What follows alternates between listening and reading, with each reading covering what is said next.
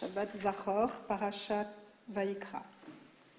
Si une personne commet un péché en se qu'adjurer par la voie d'un serment, quoique témoin d'un fait qu'elle a vu ou qu'elle connaît, elle ne le déclare point et se trouve ainsi chargée d'une faute.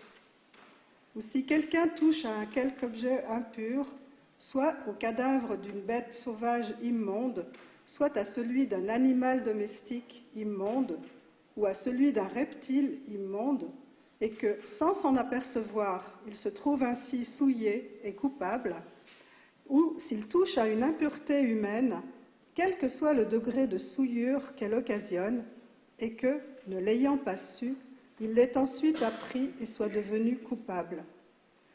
Ou si quelqu'un, par un serment échappé à ses lèvres, s'est imposé un acte pénible ou agréable, selon le serment que peut proférer un homme, mais qu'il l'ait oublié et se soit ensuite reconnu coupable sur l'un de ces points. Dès qu'il sera ainsi en faute à cet égard, il devra confesser son péché. Il offrira pour son délit au Seigneur, à cause du péché qu'il a commis, une femelle du menu bétail, brebis ou chèvre, comme expiatoire, et le pontife lui procurera l'expiation de son péché. Que si ses moyens ne suffisent pas pour l'achat d'une menue bête, il offrira pour la faute qu'il a commise 2 tourterelles ou 2 jeunes colombes au Seigneur, l'une comme expiatoire, l'autre comme holocauste. Il les présentera au pontife, qui offrira en premier lieu l'expiatoire. Il lui rompra la tête à l'endroit de la nuque, mais sans la détacher. Puis fera jaillir du sang de l'expiatoire sur la paroi de l'autel. Le reste du sang sera exprimé dans le réceptacle de l'autel. Ceci est un expiatoire. Le second oiseau, il en fera un holocauste selon le rite. Ainsi, le pontife lui obtiendra propitiation pour le péché qu'il a commis et il lui sera pardonné. Si ses moyens ne vont pas jusqu'à 2 tourterelles ou 2 jeunes colombes, il apportera comme offrande pour son péché un 10e d'épha de fleurs de farine à titre d'expiatoire. Il n'y emploiera point d'huile et n'y mettra point d'encens, car c'est un expiatoire. Il les présentera au pontife. Le pontife en prendra une pleine poignée comme mémorial et la fera fumer sur l'autel parmi les combustions du Seigneur. C'est un expiatoire. Le pontife lui obtiendra propitiation du péché qu'il a commis sur l'un de ses chefs et il lui sera pardonné. Le reste appartiendra au pontife, comme pour l'oblation. L'Éternel parla ainsi à Moïse. Si quelqu'un commet une faute grave en détournant par mégarde un des objets consacrés au Seigneur, il offrira pour ce délit au Seigneur un bélier sans défaut, choisi dans le bétail, valant en argent 2 sicles, au poids du sanctuaire, comme offrande délictive. Quant au tort qu'il a fait au sanctuaire, il le réparera, ajoutera un 5e en sus, et le remettra au pontife. Puis le pontife fera propitiation pour lui par le bélier délictif, et il lui sera pardonné. Si un individu, commettant un péché, contrevient à une des défenses de l'Éternel, et que, incertain du délit, il soit sous le poids d'une faute, il apportera au pontife un bélier sans défaut, choisi dans le bétail, selon l'évaluation de l'offrande délictive. Le pontife lui obtiendra grâce pour l'erreur qu'il a commise et qu'il ignore, et il lui sera pardonné.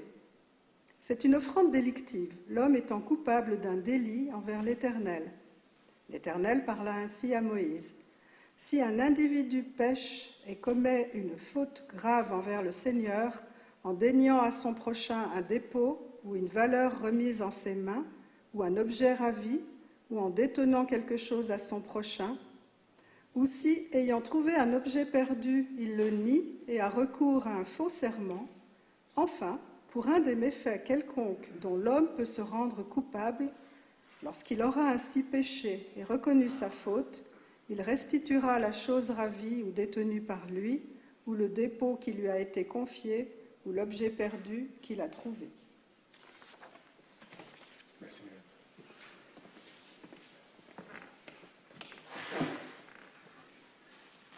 À nouveau, Shabbat Shalom.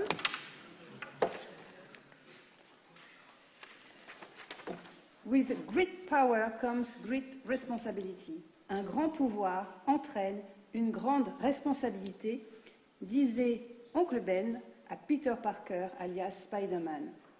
Et c'est bien l'objet de la paracha Vaïkra, il l'appela, qui ouvre le 3e livre de la Torah, le Lévitique, appelé aussi la Torah Kohanim, la Torah des prêtres. D'ailleurs, dans les sources rabbiniques du 1er siècle, on trouve l'expression Torot Kohanim pour désigner cette partie, littéralement instruction pour les prêtres. Le Lévitique est en effet un livre d'enseignement, mais de quel enseignement s'agit-il?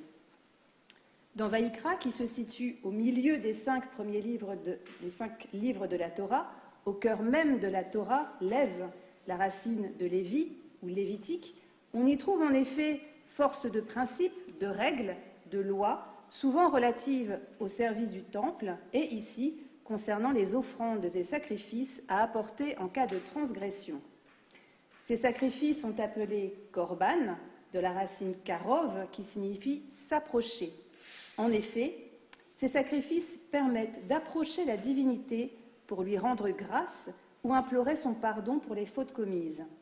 Ils sont organisés rituellement, car on ne s'approche pas n'importe comment de la présence divine, qui peut guérir, mais qui peut aussi tuer. Nadav et Abihu, les fils d'Aaron, en feront d'ailleurs les frais dans quelques chapitres, le chapitre 10 du Lévitique, puisqu'en apportant un feu étranger ou étrange, Esh Zara, qui ne leur avait pas été demandé, donc sans y être invités et sans être préparés à cette rencontre, ils seront dévorés par le feu divin. Pourquoi tant d'attention et de détails dans l'énoncé de procédés qui n'ont plus cours aujourd'hui, le temple ayant été détruit en l'an 70 de l'ère commune? Un point du texte, relevé par Rabbi Jonathan Sachs, Zerono Livrara, est toutefois intéressant. Alors que pour le grand prêtre, la communauté et l'individu, la formule employée commence par « im », si un individu commet telle transgression, il apportera tel sacrifice, celle relative au nassi, c'est-à-dire au prince, au chef de tribu, au leader politique, commence par « asher », quand.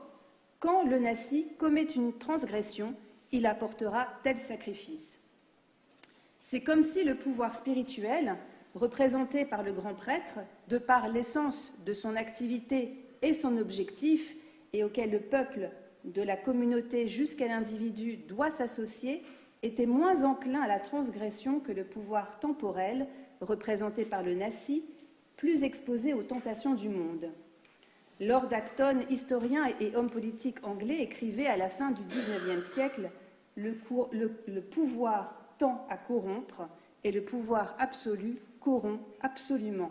Les grands hommes sont presque toujours des hommes mauvais. » Et nous le verrons d'ailleurs à nouveau demain soir et dimanche matin quand nous lirons la Megillat Esther, où l'abus de pouvoir suscité par des mauvais conseils et exercé par de mauvaises personnes mène à la destruction de l'autre. Mais dans notre histoire, finit par se retourner contre le rachat, le méchant, celui dont on ne prononce pas le nom. Le Lévitique parle ainsi de l'organisation et de la gestion du pouvoir, mais surtout de réparation plus que de punition quand une transgression est commise. Les sacrifices, les korbanes, sont répartis entre Ola, offrande de Minra, Shlamim, Ratat, Hacham, et visent à purifier et à restaurer la sainteté et la paix en réparant la relation brisée à l'autre, à soi, et par là même au monde et à Dieu. Tout acte, même involontaire, a des conséquences et un impact sur les autres. Et c'est un système de principes éthiques élevés qui est ainsi mis en place ici.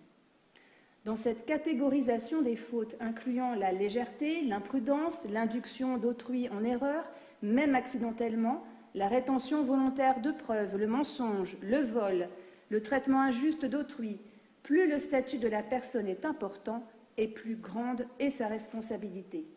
C'est pourquoi une attention particulière est portée sur les fautes, même involontaires, commises par les dirigeants qui peuvent conduire au mal en servant d'exemple à des individus pour commettre leurs propres délits.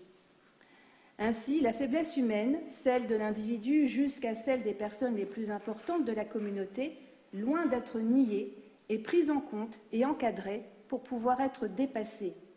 Car l'objectif n'est-il pas de faire d'Israël une nation de prêtres, un peuple saint, un phare parmi les nations? Soyez saints, car moi je suis saint, dit l'Éternel dans le chapitre 19 du Lévitique que nous lisons le matin de Kippour. Nous chargeons ainsi de la lourde responsabilité de servir d'exemple de moralité et de probité pour les autres. Ce choix de Dieu, souvent mal compris, qui selon Abraham Eshel dans les prophètes n'est ni une marque de favoritisme ni un échappatoire, nous donne un surcroît de responsabilité et une exigence d'exemplarité.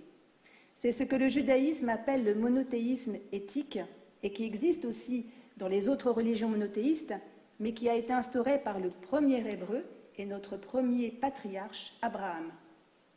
Et le but des lois n'est-il pas un jour de pouvoir s'en passer quand l'individu les aura pleinement intégrées, quand le respect absolu du vivant, de la différence, de l'autre, fera partie de notre ADN, lorsqu'il aura appris à s'auto-réguler et à s'auto-limiter pour qu'un autre puisse coexister à côté de lui, pour que le camp de la transgression quasi inévitable devienne ainsi une exception commise par erreur.